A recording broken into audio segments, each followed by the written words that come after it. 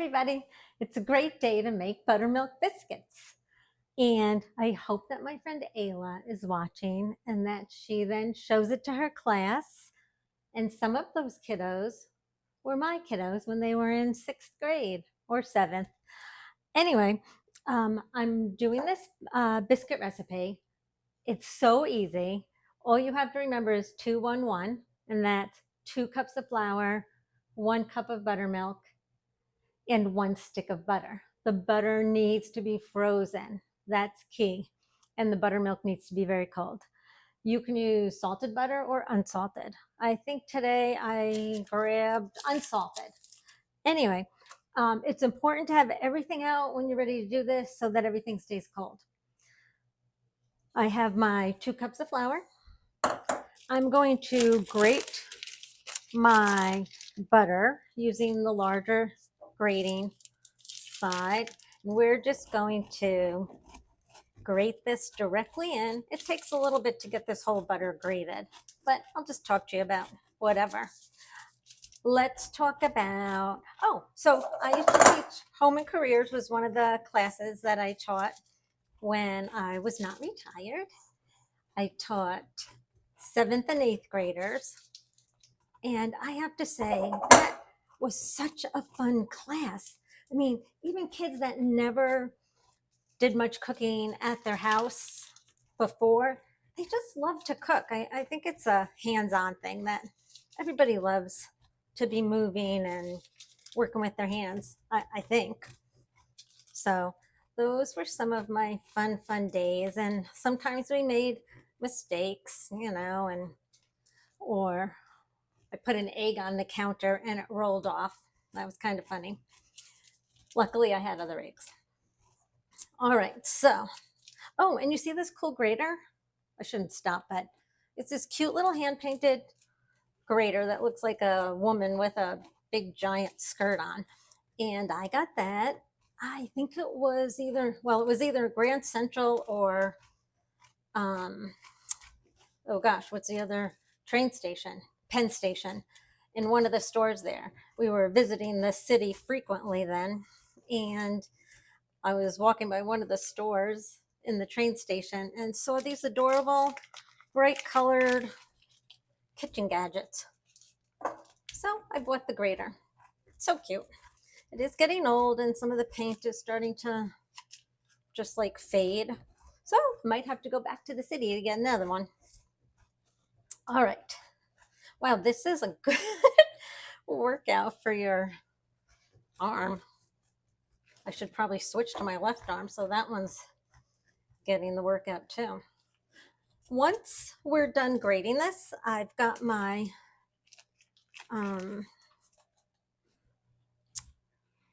bread thingy. Well, it's what I use when I'm making my pie crusts. And we're going to use that to blend this together. You don't want to overdo it though, because again, you want your butter to stay cold, and that will help with the flakiness of your biscuits. I have the oven on 450. That's preheating. I'm using a round baking dish. You can use a square one. You can use your pans that you can put directly in the oven if you want to use a pan. Cast iron, I should say. Make sure it's a pan that you can put in the oven so the handles don't melt on you. All right, there we go. That's good. You want to make sure you get all that butter that's still on the inside of the grater, because as I've said to you before, everything's better with butter. All right, we're going to put this aside. So I'm just going to gently try to get this mixed with the flour. Oh, the other thing that's important is that you're using self-rising flour. That's why we don't have to put baking powder or salt in it, because in the self-rising flour, it's already in there. But make sure it's self-rising. Otherwise, they might not rise for you. Okay, so this is still nice and cool. Now I'm going to just go ahead and add buttermilk. If you buy your buttermilk in a container like this, make sure you shake it up. And I'm going to measure out a cup. All right. We're going to dump that right in there. And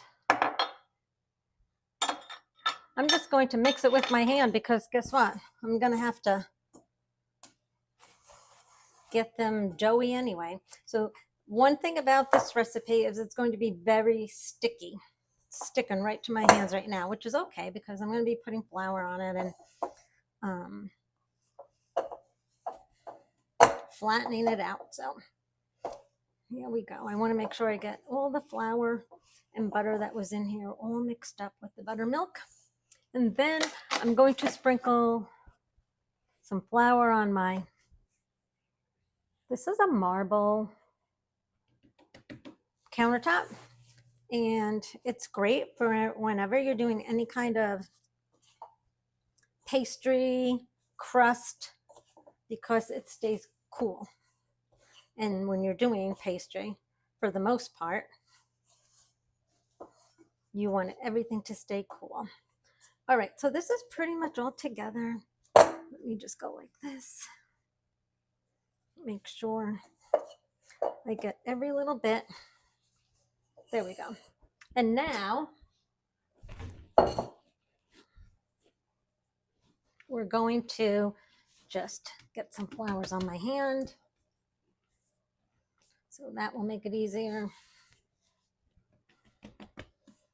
And we're going to pat it a little bit. And then we're going to do some kneading. So I'm just going to fold it, pat, fold it, pat. I might need some more flour, which is okay. It's right here.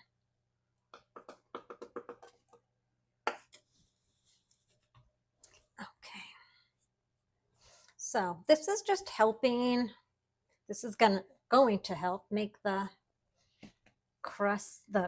layers nice and flaky.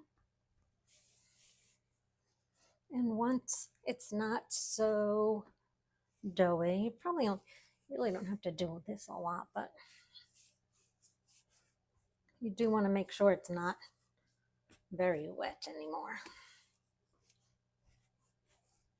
All right. And then when you got, you could use a rolling pin if you want, but I'm just going to use my hands to make this rectangle.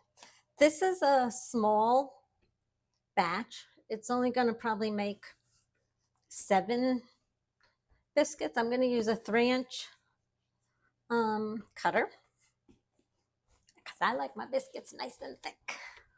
Yeah. Okay. So you want to make, I would say, no, you want it at least 1 inch thick or more, but not less than 1 inch. All right, there we go. Oh, and I meant to tell you, this bowl that I used, this was my mom's. It's an old bowl. Okay. So I'm about ready to start cutting. I have my baking dish right here, ready to go. And I'm just going to start. One thing that someone told me is that you just press down and lift up, not to twist. Something about not sealing the sides. You don't want them to seal because then they won't flip up or something like that. So I'm going to do what they said, see how it comes out. And you want your biscuits to touch, unless you don't. If they don't, then they'll just be like little leaning towers, which is fine. Okay. I'm going to have to redo this. So go like this.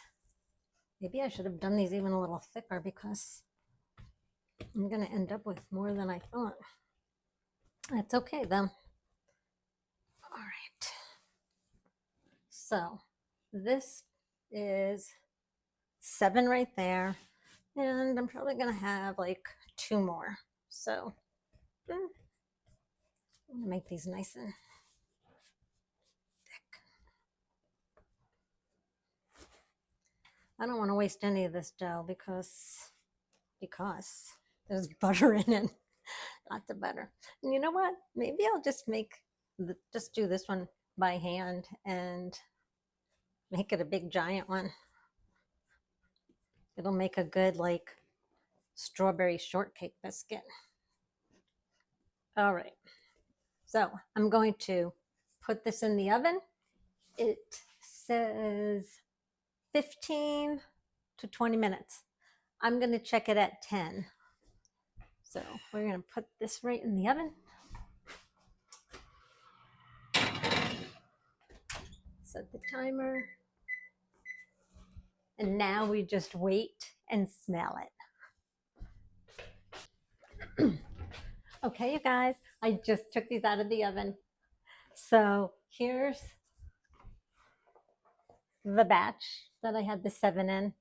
And then these are the 2 that I kind of did by hand, and one of them's huge. Oh, yay. All right, so I'm just gonna take some melted butter,